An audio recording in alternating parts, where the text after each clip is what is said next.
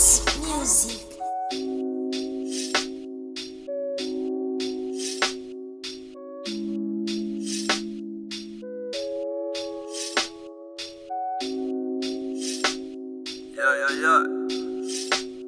Yeah.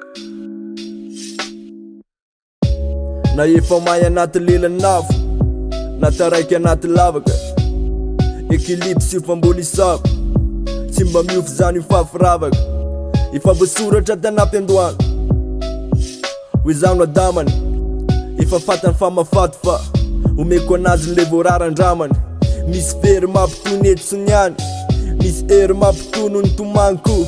Misy kendry mety anovany tany, misy fanontaniana sarotra tsy voavaly mihitsy. Genesis no amarana nantantara anaty apocalypse, molotra i apocalypse.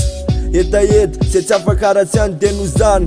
Fatako natao kalisy be, fo toetra ny fitiavana, raha misy fakalana asatana ny satana zazay. Satria makafana miandalana, efa hifanafitohana nefa tsy mamana nelo ah. Ho avy foana ho azy tokony ho avy, mpanatanteraka profesia. Efa amiraikitra anaty evanjely, hoe zay manina tsy maintsy te, hoe zay manina tsy maintsy te, hoe zay manina tsy maintsy te. Tsy tizina be, tsy tizina toka, masino mijery defa kopia. Mareko aloha sora, mampifilay mipikany, saoty afa tsy maty, nefa nilatsaka tsisy para. Ampanantenanao forever aloha tsy vitako, malazalaza eny amin'ny faritra ny titrako. Fa ezaka ny ova, so maio ndray ndrova. Fa satsy ataly anao malala, tsika roko mambanona. Satsy atamana tetena fa kakerika an'le pompo sady mpamaky any mpanoratra. Mitovy tsy mifanohatra zany plato amin'ny azy fijaliana, tsy mifatsiako fa mifatoraka anao.